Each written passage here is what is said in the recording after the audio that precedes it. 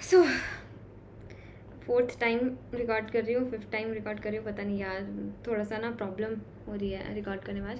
Anyways कोई बात नहीं, स्टार्ट करते हैं फटाफट से। हम अपने पास यहाँ पर क्या हो गया, मतलब थोड़ा सा हो सकता है हल्का फुल्का डिस्ट्रैक्ट हो जाऊँ, तो प्लीज़ उसको देख लेना बीच में एक दो बार, ठीक है। तो हम लोग के जितने भी लिविंग ऑर्गेनिजम्स हैं वो किससे मिलकर बने होते हैं, ऑर्गेनिक और इनऑर्गेनिक दोनों कंपाउंड से मिलकर बने होते हैं। अपने को कैसे पता चलता है कि हम ऑर्गेनिक और इनऑर्गेनिक दोनों कंपाउंड से मिलकर बने हैं? क्या करना है अपने को, एक स्मॉल अमाउंट ले लेना है अपने को लिविंग टिश्यू का, वेट वेट जिसको हम लोग बोलते हैं, ठीक है। ये मैंने क्या कर दिया, मेरी स्किन यहाँ से निकाल ली। अब क्या किया मैंने इसको, अब वेट था, अब वेट मैंने क्यों बोला, क्योंकि मेरी जो ये स्किन है, क्या तुम्हें लगता है कि इस स्किन के अंदर, सिर्फ यहाँ पर लिविंग टिश्यू के अंदर कोई पानी वानी नहीं होगा? अभी तो इस स्किन में अच्छा खासा पानी वानी होगा। तो इसको अगर मैंने यहाँ पर निकाला, तो ये मैंने क्या निकाला, वेट वेट निकाला। उसके बाद इसको ड्राई कर लूंगी, एवोपरेट अपने पास यहाँ पर कर दूंगी, तो मुझे यहाँ पर क्या मिलेगा, मुझे यहाँ पर ड्राई वेट मिलेगा। तो ड्राई वेट को अब मैं क्या करूंगी, बर्न करूंगी। बर्न करने से दो चीजें मिलेंगी, एक तो गैसेस CO2 H2O वेपर्स, वो सारी चीजें मिल जाएंगी। दूसरा अपने पास राख अपने को मिलेगी। राख का मतलब क्या हो गया, इनऑर्गेनिक कंपाउंड्स, कंपोनेंट्स अपने पास यहाँ पर हो गए, एसिड सॉल्युबल पूल, सल्फेट या फिर फॉस्फेट वगैरह अपने पास यहाँ पर हो गए। तो कोई भी लिविंग ऑर्गेनिज्म जो होता है हम लोगों के पास, वो किस चीज से मिलकर बना होता है?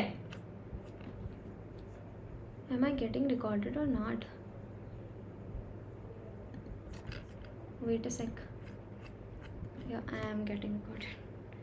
Fine. ठीक है। अच्छा, तो अपने पास यहाँ पर क्या हो गया, जो लिविंग ऑर्गेनिज्म हम लोगों के पास है वो किससे मिलकर बना होता है, ऑर्गेनिक और इनऑर्गेनिक दोनों चीजों से मिलकर बना होता है। इसको प्रूव हमने कैसे किया, हम लोगों ने एक वेट टिश्यू ले लिया, उसको सुखा लिया, मतलब मैंने स्किन को यहाँ से काट लिया, ये वेट है, इसको सुखा दिया, अब इसको जलाया। जलाने के बाद कुछ तो मेरे पास क्या होगा, यहाँ पर गैसियस फॉर्म में निकल जाएगा, ऑर्गेनिक कंपाउंड्स निकल जाएंगे, ऐश बचेगी, इनऑर्गेनिक कंपाउंड्स। इसीलिए मैंने क्या बोला, मैंने बोला कि यहाँ पर हम लोगों का जो लिविंग टिश्यू है वो ऑर्गेनिक और इनऑर्गेनिक दोनों कंपाउंड से मिलकर बना है, ठीक है। ओके जी, तो अब अपने पास यहाँ पर एक डाटा आता है, ये वाली टेबल आती है। इसके अंदर आप लोग को याद करना है कि परसेंटेज जो है अर्थ क्रस्ट का, ह्यूमन बॉडी के अंदर हाइड्रोजन कितना है, 0.4, 0.14, 0.5, कार्बन कितना होगा 0.03, 18.5, ऑक्सीजन कितना होगा 46.6, 65, नाइट्रोजन वेरी लिटल। ये सारा का सारा डाटा जो है हम लोगों को यहाँ पर गिवन है। ये डाटा आप लोग को यहाँ पर थोड़ा बहुत याद करना पड़ेगा, बहुत रटने की जरूरत नहीं है, इसका सिर्फ आइडिया ले लेना कौन कितने उसके अंदर प्रेजेंट है, ठीक है। तो list of representative inorganic constituents हम लोग के अंदर कौन कौन सी चीजें प्रेजेंट होती हैं, सोडियम होता है, पोटेशियम होता है, कैल्शियम होता है, मैग्नीशियम होता है, वाटर होता है, और कंपाउंड्स, काफ़ी सारे कंपाउंड्स हम लोग के पास होते हैं। तो ये सभी के सभी कौन से कॉन्स्टिट्यूएंट्स हो गए, ये इनऑर्गेनिक कॉन्स्टिट्यूएंट्स हो गए, sodium, potassium, calcium, magnesium, water and compounds जैसे कि NaCl, CaCO3, PO4 3-, SO4 2-। तुम लोग खुद बता दो, क्या ये सभी के सभी चीज़ों को तुम लोग अपने उसमें पढ़ते हो कि नहीं पढ़ते हो? जब अपना इनऑर्गेनिक केमिस्ट्री तुम लोग पढ़ रहे होते हो तो तुम्हें ये तो मुझे याद करवाने की जरूरत ही नहीं है कि ये सब कंपोनेंट जो होंगे वो इनऑर्गेनिक होंगे। ऑर्गेनिक पढ़ते हो तो उसमें कार्बन, हाइड्रोजन वगैरह वाली चीजें पढ़ते हो, तो वो भी तुम लोग को पता होगा कि ऑर्गेनिक कंपाउंड्स के अंदर तुम लोग क्या क्या पढ़ते हो। और ये दो टेबल्स आपको यहाँ पर याद रखनी है, ये वाली हाइड्रोजन वाली टेबल अपने को, इसका डाटा थोड़ा बहुत तुम लोग को देखना पड़ेगा, और दूसरा आप लोगों को ये वाला डाटा यहाँ पर देखना पड़ेगा। बाकी इस वाले पैराग्राफ के अंदर एज सच कोई ज़्यादा इंपॉर्टेंट चीज़ें नहीं है। मेन चैप्टर के बारे में बात करते हैं, इसका पहले वाला पैराग्राफ को पढ़ लेना। काफ़ी लोग मेरे को ये बोलते रहते हैं कि हमें प्रिंट निकलवाना है, प्रिंट निकलवाना है। अगर आप लोग इन नोट्स को पढ़ रहे हो, लेक्चर खत्म होने के बाद इन नोट्स को पढ़ रहे हो तो अच्छी बात है, आप पढ़ रहे हो, बहुत अच्छी बात है, लेकिन आई पर्सनली सजेस्ट कि इन नोट्स को ना पढ़ो। इन नोट्स को पढ़ने की वजह सिर्फ और सिर्फ NCERT उठाओ और सिर्फ NCERT को ही पढ़ो, ठीक है। चलो ओके, सो सबसे पहले मैं किसके बारे में यहाँ पर बात करने वाली हूँ यार, अमाइनो एसिड्स के बारे में बात करने वाली हूँ, ठीक है। तो अमाइनो एसिड्स हम लोग के पास जो होते हैं वो यहाँ पर क्या हो गया, कार्बन, ठीक है, ऊपर H, नीचे R, इधर COOH, इधर क्या होगा NH2। तो ये दो ग्रुप हम लोग के पास यहाँ पर होते हैं। अमाइनो एसिड असल में है क्या, अब इसको मैं क्या लिख सकती हूँ यहाँ पर, अगर मेरे पास यहाँ पर मीथेन होता CH4, तो क्या मीथेन का स्ट्रक्चर कुछ ऐसा होता, क्या इस मीथेन पर ही मैंने सब्सटीट्यूट कर दिया, यहाँ पर NH2 लगा दिया, यहाँ पर COOH लगा दिया, तो क्या आप लोगों को नहीं लगता कि हम लोगों के पास ये क्या है, हम लोगों के पास ये सब्सटीट्यूटेड मीथेन है? क्या आपको नहीं लगता, is this substituted substituted methane और नॉट? मीथेन का स्ट्रक्चर क्या होता है? CH4। तो अपने पास यहाँ पर ये H यहीं रखा, इसको हटाकर क्या लगा दिया? COOH। इसको हटाकर क्या लगा दिया? NH2। इसको हटाकर हम लोगों ने क्या लगा दिया? R लगा दिया। तो amino acid is nothing but substituted methane. Substituted methane ये हम लोग के पास यहाँ पर होता है अमाइनो एसिड। ठीक है, ओके जी। तो इसमें R ग्रुप क्या हो सकता है? जो आपने ये स्ट्रक्चर यहाँ पर बनाया, H इधर COOH आपने लिखा, यहाँ पर NH2 आपने लिखा, यहाँ जो R बनाया ये RH हो सकता है, CH3 हो सकता है, CH2OH हो सकता है। अगर ये H है तो जो स्ट्रक्चर अपने पास होगा वो स्ट्रक्चर कौन सा होगा? ग्लाइसिन होगा। अगर अपने पास ये क्या हुआ यहाँ पर, इसकी जगह R की जगह H हुआ तो क्या हुआ हम लोग के पास? ग्लाइसिन। उसके बाद H ना होकर अगर अपने पास यहाँ पर CH3 हुआ तो अपने पास ये क्या होगा? ये हम लोगों के पास एलेनिन होगा। अगर अपने पास ये चीज भी यहाँ पर नहीं हुई तो अगर CH2OH R की जगह पर हुआ तो फिर कौन सा स्ट्रक्चर हम लोग के पास होगा? सीरीन स्ट्रक्चर होगा। तो ये तीनों के तीनों स्ट्रक्चर आप लोगों को यहाँ पर गिवन है, glycine, alanine and serine. Glycine, alanine and serine, तीनों के तीनों स्ट्रक्चर्स हम लोगों को यहाँ पर गिवन है। तो अमाइनो एसिड्स हम लोग के पास क्या हो गए? CH4 यहाँ पर हो गया। इसके अंदर R ग्रुप जो होता है वो ये चीज को रिप्रेजेंट कर रहा होता है। तो based on the nature of R group there are many amino acids. काफी सारे अमाइनो एसिड्स होते हैं। 3 का तो एग्जाम्पल मैंने आपको याद ही करवा दिया। कौन कौन सा? अगर R की जगह H है तो ग्लाइसिन, अगर CH3 है तो एलेनिन, और अगर अपने पास वहां पर CH2OH है तो क्या हो गया हम लोगों के पास? सीरीन यहाँ पर हो गया। सो अमाइनो एसिड्स क्या होते हैं? सब्स्टिट्यूटेड मीथेन होता है। इस R की जगह पर हम लोग सब्स्टिट्यूशन कर सकते हैं और वो सब्स्टिट्यूशन अपने पास 3 तरीके से ग्लाइसिन, एलेनिन एंड सीरीन हम लोग के पास यहाँ पर हो सकता है। सो chemical and physical properties of amino acids क्या होंगी इनकी? इस पर अपना अमीनो ग्रुप लगा हुआ है, कार्बोक्सिल ग्रुप लगा हुआ है, तो जो अमाइन की और जो कार्बोक्सिल ग्रुप की प्रॉपर्टीज होती हैं वही प्रॉपर्टीज इसकी यहाँ पर होंगी। ठीक है, अब अमीनो ग्रुप और कार्बोक्सिल ग्रुप के बेसिस पर ही ये 3 उसके अंदर बांटा जाता है। अगर अमाइनो एसिड एसिडिक है तो क्या होगा? Glutamic acid. अगर अपने पास बेसिक यहाँ पर है तो लाइसिन, और अपने पास यहाँ पर न्यूट्रल है तो वेलिन। तो सबसे पहली बात अमाइनो एसिड्स के बारे में हम लोग यहाँ पर बात कर रहे थे। अमाइनो एसिड के स्ट्रक्चर के बारे में बात की। अमाइनो एसिड का स्ट्रक्चर क्या होता है यार? सब्स्टिट्यूटेड मीथेन हम लोग के पास यहाँ पर होता है। इसके अंदर क्या क्या होगा हम लोगों के पास यहाँ पर? Based on the nature of R group. किसके बेसिस पर? R ग्रुप के बेसिस पर 20 टाइप के अमाइनो एसिड्स अपने पास यहाँ पर होते हैं। प्रोटीन्स के अंदर 20 टाइप्स के होते हैं, काफी सारे होते हैं। प्रोटीन्स के अंदर ओनली 20 टाइप्स के होते हैं। और अपने पास यहाँ पर क्या हो गया? 3 एग्जाम्पल हम लोगों ने कर लिए, ग्लाइसिन, एलेनिन एंड सीरीन। अगर H है तो ग्लाइसिन, CH3 है तो एलेनिन एंड CH2OH है तो सीरीन हम लोग के पास यहाँ पर हो गया। जो केमिकल और फिजिकल प्रॉपर्टीज हैं अमाइनो एसिड्स की वो किसके ऊपर डिपेंड करती हैं? अमाइनो ग्रुप और कार्बोक्सिल ग्रुप के ऊपर डिपेंड करती हैं। Acidic glutamic acid, basic lysine and neutral हम लोग के पास क्या हो गया? न्यूट्रल हम लोग के पास वेलिन हो गया। These are amino acids. और कुछ भी होते हैं, एरोमेटिक अमाइनो एसिड भी होते हैं। कौन कौन से? Tyrosine, phenyl alanine and tryptophan.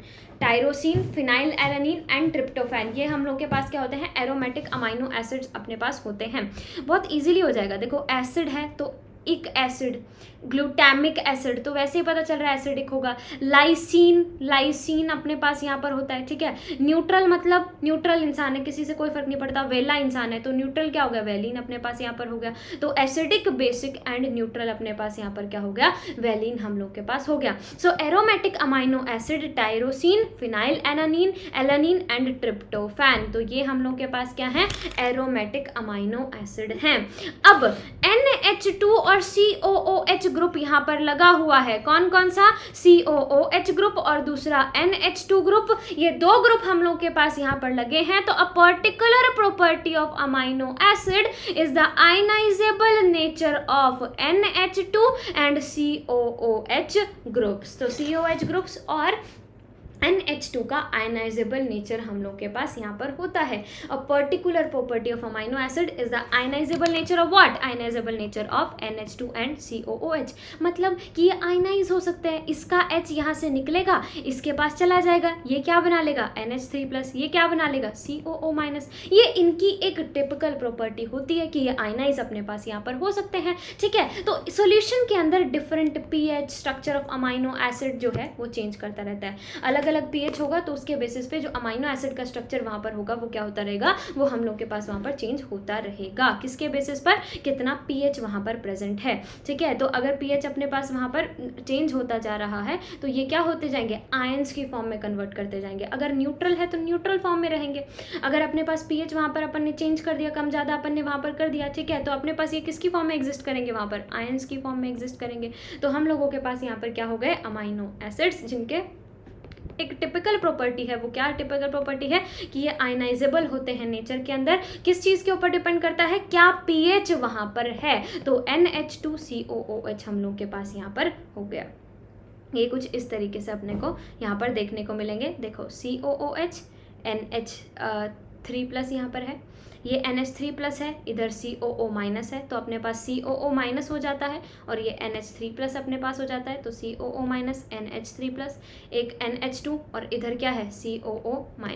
तो B is what? This is the zwitter ion. ये क्या है हम लोग के पास? ज्विटर आयन यहाँ पर है। तो pH के बेसिस पर, सॉल्यूशन ऑफ डिफरेंट pH के बेसिस पर अमाइनो एसिड का जो स्ट्रक्चर है वो क्या होता रहता है? चेंज हम लोगों के पास यहाँ पर होता रहता है। तो ये अपने पास NH3+ था, यहाँ पर NH3+ और ये COO-, यहाँ पर NH2, यहाँ COO-, ठीक है। यहाँ सिर्फ COOH चेंज हुआ है, यहाँ सिर्फ NH3 चेंज हुआ है, यहाँ पर दोनों के दोनों चीज़ें जो हैं चेंज हो गई हैं। मतलब यहाँ पर जो स्ट्रक्चर है वो चेंज होता रहता है। And this is what? This is zwitter ion. तो this was all about the amino acid जो तुम लोग को यहाँ पर पढ़ना था। बाकी तुम लोग MBBS फर्स्ट ईयर के अंदर आओगे तो बहुत ज़्यादा डिटेल में इसको पढ़ने वाले हो, ठीक है, बहुत ही ज़्यादा डिटेल में होंगे। यार मुझे साथ साथ चेक करते रहना पड़ेगा बिकॉज ना कुछ प्रॉब्लम ना हो गई हो बस।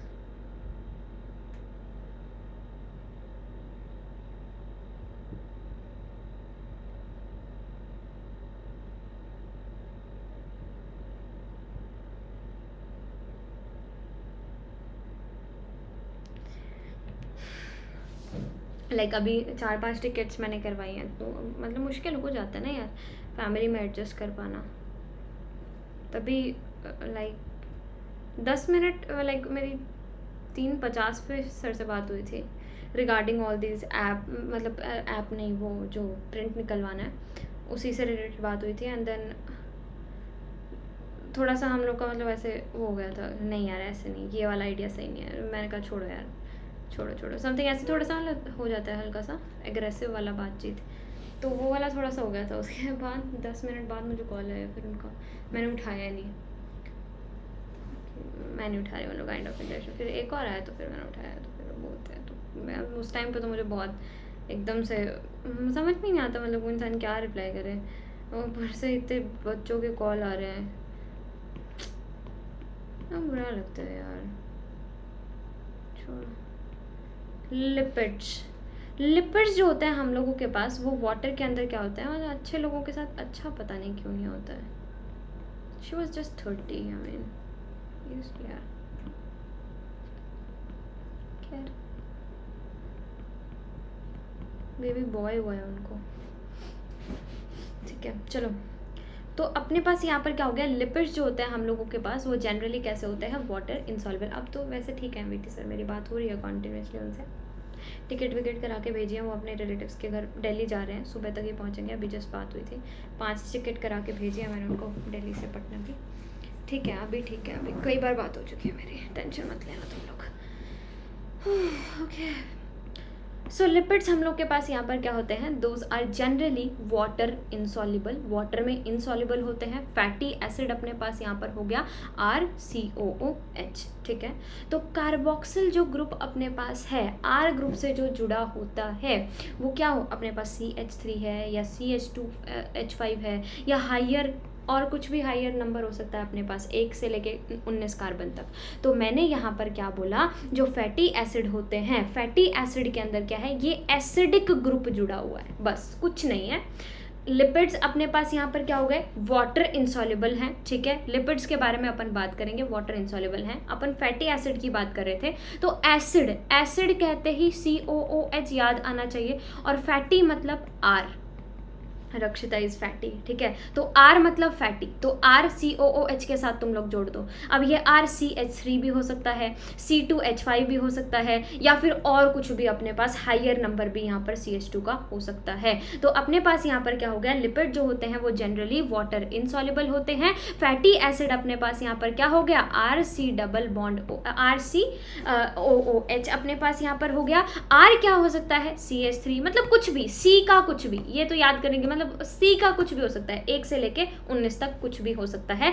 फैटी एसिड, एसिड का मतलब एसिडिक पार्ट, ठीक है। फैटी एसिड अपने पास यहाँ पर हो गया। अगर ये कार्बन 16 है इंक्लूडिंग COOH को इंक्लूड करते हुए, I am not talking only about this R, इस R में COOH के कार्बन को भी कैलकुलेट करना, उसके बाद नंबर कैलकुलेट करना। तो अपने पास 16 अगर हैं तो क्या हो गया, पाल्मेटिक। अपने पाम पे सुला लो मुझे, 16 16 16, ठीक है। और अरेकिडोनिक एसिड के अंदर कितने हो गए अपने पास यहाँ पर, 20 कार्बन हो गए, इंक्लूडिंग COOH अपने पास यहाँ पर हो गया, ठीक है जी। तो पाल्मेटिक एसिड अपने पास यहाँ पर, पाल्मेटिक एसिड के अंदर 16 कार्बन, अरेकिडोनिक एसिड के अंदर 20 कार्बन अपने पास यहाँ पर हो गए। पाम पे सुला लो तो 16 अपने पास हो गए, अरेकिडोनिक एसिड कितने हो गए, 20 कार्बन अपने पास हो गए, ठीक है जी। तो फैटी एसिड क्या होता है, अपने पास यहाँ पर R के साथ COOH लगा हो वो फैटी एसिड होगा। ये R 1 से लेके 19 तक कुछ भी हो सकता है। 1 से 19 तक इसीलिए बोला, क्यों, क्योंकि जो अरेकिडोनिक है उसके अंदर R कितने होंगे, 19 होंगे, और एक COOH के कार्बन को मिला के तब टोटल 20 कार्बन होते हैं, इसीलिए 1 से 19 तक बोला। ये जो 19 है ना लास्ट वाला, दिस इज अरेकिडोनिक एसिड, और 16 वाला क्या है, पाल्मेटिक एसिड। तो फैटी एसिड कैसे हो सकते हैं, सैचुरेटेड, सैचुरेटेड का मतलब क्या होगा अपने पास यहाँ पर, डबल बॉन्ड के बिना, और अनसैचुरेटेड क्या होता है, विद डबल बॉन्ड का, सैचुरेटेड कार्बन, अनसैचुरेटेड कार्बन, वही saturated fatty acid, unsaturated fatty acid अपने पास यहाँ पर हो गया। कुछ अलग यहाँ पर है ही नहीं, ठीक है। उसके बाद आप लोगों को यहाँ पर थोड़े बहुत शुगर्स वगैरह, कार्बोहाइड्रेट्स वगैरह की बात करेंगे, इनके डायग्राम स्ट्रक्चर्स अभी याद करेंगे। ये अमाइनो एसिड्स के ग्लाइसिन, एलानिन, सीरीन, इनके स्ट्रक्चर अपन ने यहाँ पर कर लिए। पाल्मेटिक एसिड का स्ट्रक्चर मैंने तुम लोग को यहाँ पर बता दिया। तो ये वाले स्ट्रक्चर्स तो अभी अपन कर लेंगे आगे, ठीक है। ये सारे स्ट्रक्चर्स अभी हम लोग कवर कर लेंगे, राइट। चलो ओके। तो अब अपने पास यहाँ पर क्या हो गया, एक होता है सिंपल लिपिड। अब लिपिड्स के बारे में बात करें, फैटी एसिड अपना डिस्कस हो गया। फैटी एसिड के अंदर COOH वहाँ पर लगा होता है।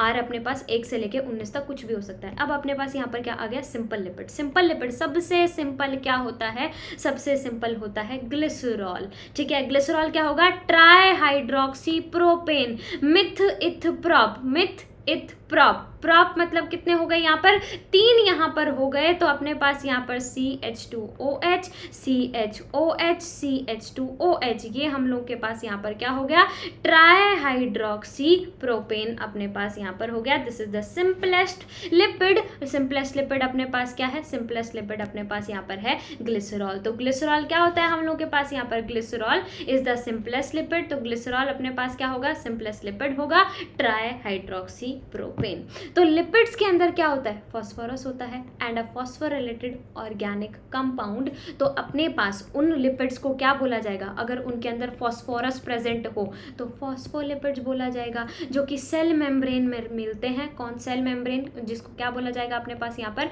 लेसिथिन यहाँ पर बोला जाएगा। These are found in the cell membrane, lecithin. तो simplest lipid is what, simplest lipid is glycerol which is tri hydroxy, 3 hydroxy यहाँ पर हो गए, प्रोपेन हम लोग के पास यहाँ पर हो गया। So simplest lipid is tri hydroxy propane. Glycerol अपने पास यहाँ पर हो गया lipid having phosphorus and phosphorylated organic compound, phospholipids.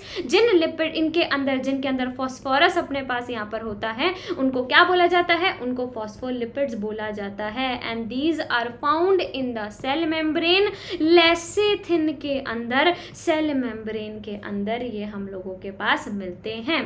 काफी सारे लिपिड जो होते हैं, fatty acid esterified with glycerol, glycerol के साथ फैटी एसिड को जोड़ दिया, ठीक है, ग्लिसरॉल को किसके साथ, फैटी एसिड को यहाँ पर जोड़ दिया, तो अपने पास क्या बन गया, मोनोग्लिसराइड, डाइग्लिसराइड, ट्राइग्लिसराइड। कितने ग्लिसरॉल को यहाँ पर अपन ने जोड़ा है, ग्लिसरॉल क्या था, सिंपलेस्ट लिपिड अपने पास यहाँ पर, फैटी एसिड का एस्टेरिफिकेशन हमने करवा दिया, मैनी लिपिड्स के अंदर होता है ग्लिसरॉल के साथ, तो मोनोग्लिसराइड, डाइग्लिसराइड, ट्राइग्लिसराइड, 3 तरीके के अपने पास हो सकते हैं। मेल्टिंग पॉइंट के बेसिस पर वो जिनका हाई मेल्टिंग पॉइंट होता है, ठीक है, और हाई मेल्टिंग पॉइंट कितना होगा, किनका होगा, फैट का होगा। दूसरे लो मेल्टिंग पॉइंट मतलब लो उस पर ही मेल्ट हो जाते हैं, जैसे अपना तेल जो है वो मेल्टेड पड़ा रहता है, तेल की फॉर्म में पड़ा रहता है, लेकिन अपना जो घी होता है ना वो सर्दियों के अंदर जम जाता है, देखा है, वाइट सा अपना जम जाता है, और गर्मियों के टाइम पे वो वापस से तेल की फॉर्म में कन्वर्ट हो जाता है। घी होगा ना तुम्हारे घर में तो सर्दियों में अपना जमा हुआ होगा, तो high fatty acid, high melting point वाले फैट होते हैं, लो मेल्टिंग पॉइंट वाले अपने क्या होगा, ऑयल्स, जिंजली ऑयल्स। तो oil remain as oil in the winter due to low melting point, क्योंकि इनका लो मेल्टिंग पॉइंट होता है, तो ये विंटर्स में भी समर्स में भी दोनों टाइम पर ऑयल की फॉर्म में ही रहते हैं। तो काफ़ी सारे लिपिड्स के अंदर ग्लिसरॉल फैटी एसिड के साथ एस्टेरिफाइड होता है, तो इसीलिए मोनोग्लिसराइड हो गया, डाइग्लिसराइड हो गया, ट्राइग्लिसराइड अपने पास यहाँ पर हो गया। मेल्टिंग पॉइंट के बेसिस पर अपने पास क्या हो गए, हाई मेल्टिंग पॉइंट वाले फैट्स और लो मेल्टिंग पॉइंट वाले ऑयल्स अपने पास यहाँ पर हो गए, जो कि अपने विंटर्स में भी ऑयल की फॉर्म में ही रहते हैं। ठीक है जी, ओके। अब अपन बात कर लेते हैं न्यूक्लिक एसिड के बारे में। तो न्यूक्लिक एसिड, बाकी तो अपन मॉलिक्यूलर चैप्टर पढ़ेंगे भी, ठीक है। तो न्यूक्लिक एसिड जो होता है वो अपने पास 2 होते हैं। कौन कौन से 2 न्यूक्लिक एसिड होते हैं, डीएनए और आरएनए। तो nucleic acid are found in the acid insoluble fraction. Nucleic acid का मतलब काफ़ी सारे न्यूक्लियोटाइड वहाँ पर जुड़े हुए हैं, पॉलीन्यूक्लियोटाइड हम लोग के पास यहाँ पर हो गए। न्यूक्लियोटाइड की चेन, काफ़ी सारे न्यूक्लियोटाइड की चेन, मॉलिक्यूलर चैप्टर पढ़ा चुकी हूँ, उस चैप्टर के अंदर पूरा ये सब चीज़ें बताई जा चुकी हैं कि पूरी की पूरी न्यूक्लियोटाइड की चेन जो होगी वो क्या बनाएगी, न्यूक्लिक एसिड। 2 टाइप के न्यूक्लिक एसिड पढ़ेंगे हम लोग, डीएनए एंड आरएनए, और ये किस में मिलता है, एसिड इनसॉल्युबल फ्रैक्शन के अंदर मिलता है, ठीक है। सो न्यूक्लियोटाइड अपने पास यहाँ पर कैसे बनते हैं, न्यूक्लियोटाइड अपने न्यूक्लियोसाइड प्लस फॉस्फेट ग्रुप। और न्यूक्लियोसाइड क्या क्या हो सकते हैं, AgCUTE, क्यूट, क्यूट का ई हटा देना, ये अपने पास क्या है, ये है न्यूक्लियोसाइड। Ag है, उनको साइड में लगा दो, ठीक है, Ag है, उनको साइड में लगा दो, तो न्यूक्लियोसाइड प्लस साथ में फॉस्फेट ग्रुप, दोनों को मिलाकर क्या है, ये अपने पास यहाँ पर न्यूक्लियोसाइड अपने पास यहाँ पर हो गए, ठीक है। फॉस्फेट ग्रुप अपन ने यहाँ पर इनको लगा दिया, तो अपने को क्या मिल गए वहाँ पर, न्यूक्लियोटाइड अपने को वहाँ पर मिल जाएगा, ठीक है। तो फॉस्फेट मिलाकर नहीं होगा, ये न्यूक्लियोसाइड है ना, और फॉस्फेट मिलाकर न्यूक्लियोटाइड अपने पास वहाँ पर बन जाएगा, ठीक है। तो न्यूक्लियोसाइड अपने पास क्या क्या हो गए, साइड में लगा दो, अपने Ag को साइड में लगा दो, तो AgCUTE, ठीक है। एडनिन, ग्वानिन, साइटिडीन, अच्छा ये एडिनोसिन आ गया, ये दोनों मिलाकर है यार, देखो मैं बताती हूँ, अगर ये एडनिन ग्वानिन होता ना,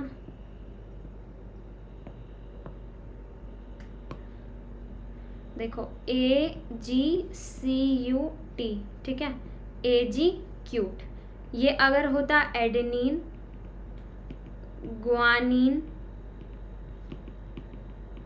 साइटोसिन, यूरासिल, थाइमीन, ठीक है। उसके बाद क्या होगा, ये अपने पास हो जाता है न्यूक्लियोसाइड। इसमें हम लोगों ने क्या जोड़ दिया, साथ में जोड़ दिया PO4 3-, तो अपने को यहाँ पर क्या मिलेंगे, तो अपने को यहाँ पर मिलेंगे न्यूक्लियोटाइड, ठीक है। एडिनोसिन, ग्वानोसिन, यूरेडीन, साइटिडीन और थाइमिडीन। तो adenylic acid, thymidylic acid, guanylic acid, uridylic acid, cytidylic acid, ठीक है। ये चीज़ें अपने पास यहाँ पर हो गई। तो शुरू में अगर सिंपल तुम लोग को वो पढ़ना है तो वो तो अपने पास वहाँ पर क्या होगा, नाइट्रोजनस बेसिस जो होंगे हम लोगों के पास, वो तो क्या होंगे, नाइट्रोजनस बेसिस। ये क्या है हम लोग के पास, ये है अपने नाइट्रोजनस बेसिस, ठीक है। मैं कंफ्यूज हो गई, रुको फाइनल बता रही हूँ, ठीक है। एडेनिन,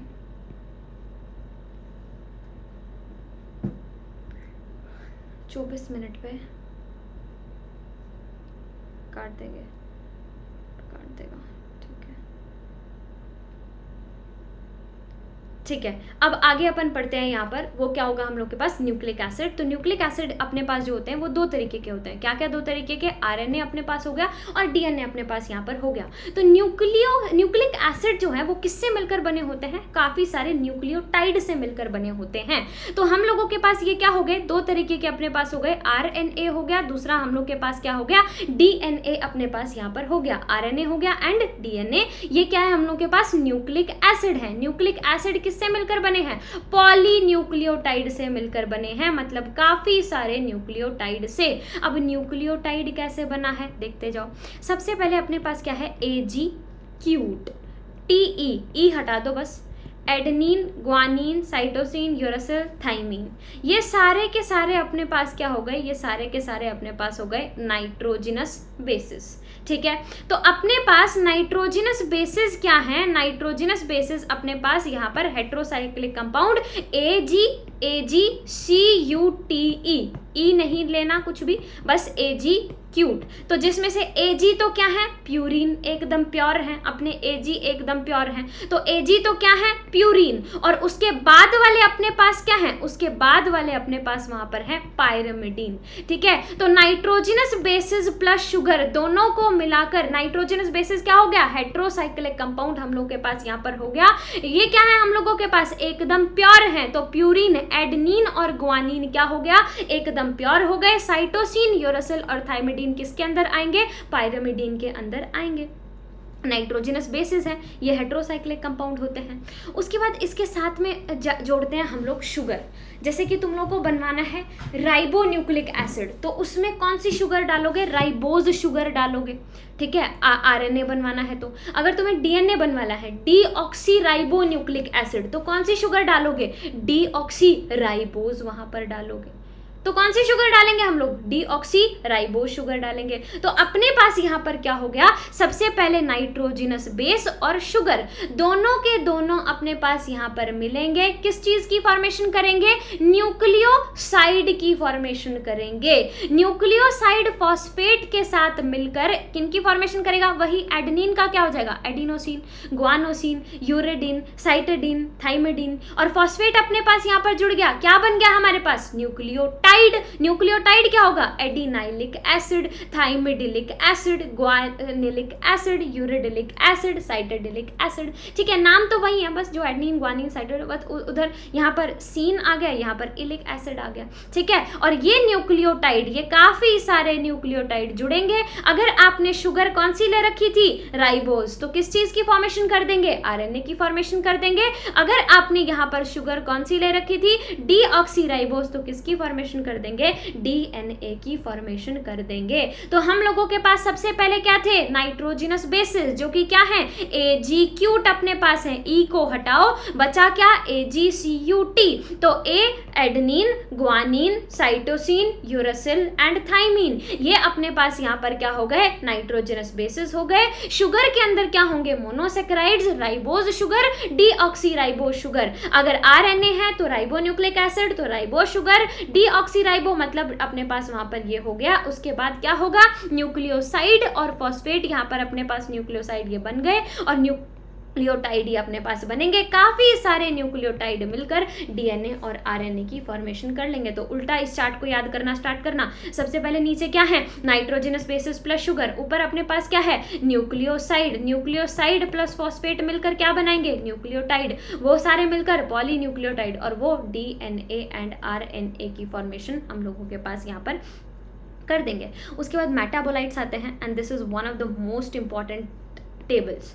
मैं इस टेबल को याद नहीं करके गई थी, मेरे एग्जाम में इस टेबल से क्वेश्चंस आए थे और मुझे नहीं आता था वो क्वेश्चन, तो मुझे वो नहीं आता था, तो इसीलिए बहुत ज़्यादा दिक्कत वाली बात हो सकती है। प्लीज़ इस टेबल को मैंने याद किया था साल भर तो, लेकिन पता नहीं नीट से पहले ही, मतलब बहुत चीज़ें ऐसी होती हैं जो छूट जाती हैं, और छूट जाने की वजह से फिर नीट के पहले भी याद ही नहीं आती हैं आपको फिर वो याद करना। तो इसीलिए प्लीज़ इस टेबल को एक बार रिवाइज कर लेना। पिगमेंट्स सारे के सारे, कैरोटेनॉइड्स, एंथोसाइनिन्स, ये पिगमेंट्स हो गए। एल्कलॉइड्स कौन कौन होगा, मॉर्फिन, कोडीन होगा, इनका कोई याद करने का तरीका नहीं है। अब टर्पिनॉइड्स है तो मोनोटर्पिन्स, डायटर्पिन्स, नाम से ही बस थोड़ा हो सकता है। ऑयल है तो ग्रास ऑयल अपने पास यहाँ पर है, ठीक है। लेसिथिन है, कॉन्कावलिन ए। ड्रग्स अपने पास विनब्लास्टिन, करक्यूमिन, ठीक है। पॉलीमेरिक सब्सटेंसेस अपने रबर, गम और सेलुलोज पॉलीमर की फॉर्मेशन करते हैं, पॉलीमर चैप्टर में पढ़ते हो। तो ये पूरे के पूरे सेकेंडरी मेटाबोलाइट्स जो हैं ये सारे के सारे तुम लोगों को एकदम याद करने पड़ेंगे, ठीक है। तो अपन किसके बारे में यहाँ पर बात कर रहे हैं, हम लोग बात कर रहे हैं मेटाबोलाइट्स के बारे में। तो biomolecules can be called as metabolites. Biomolecules को हम क्या कह सकते हैं, मेटाबोलाइट्स कह सकते हैं। तो दो तरीके के मेटाबोलाइट्स होते हैं। एक हो गए अपने पास प्राइमरी मेटाबोलाइट्स जो कि एनिमल टिश्यूज के अंदर प्रेजेंट होते हैं, जिनके बारे में अपन अभी बात करते आ रहे थे, शुगर के बारे में, amino acids, lipids, nucleic acids, इनके बारे में जनरली हम बात करते हैं। तो ये सब तो क्या है, ये सब है प्राइमरी मेटाबोलाइट्स जो प्लांट में, फंगस में, माइक्रोबियल सेल्स, इन सभी के अंदर मिलते हैं। ये सभी के सभी अपने पास यहाँ पर क्या हो गए, ये सभी के सभी हम लोग के पास हो गए सेकेंडरी मेटाबोलाइट्स। तो दो चीजें अपने पास हो गई, प्राइमरी मेटाबोलाइट्स जो प्राइमरीली बॉडी के अंदर मिल जाती हैं, शुगर हो गया, अमाइनो एसिड्स हो गए, लिपिड्स हो गए, न्यूक्लिक एसिड अपने पास यहाँ पर हो गए। और सेकेंडरी मेटाबोलाइट्स कहाँ पर मिलेंगे, in the plant, fungal and the microbial cells, उनके अंदर हम लोगों के पास क्या मिलेंगे, सेकेंडरी मेटाबोलाइट्स अपने यहाँ पर मिलेंगे। इसके बाद बायो मैक्रोमॉलिक्यूल्स आता है, यहाँ तक ही। इससे के बाद नेक्स्ट वीडियो के अंदर मैं उसको रिकॉर्ड कर दूँगी, right. Thank you so much everyone.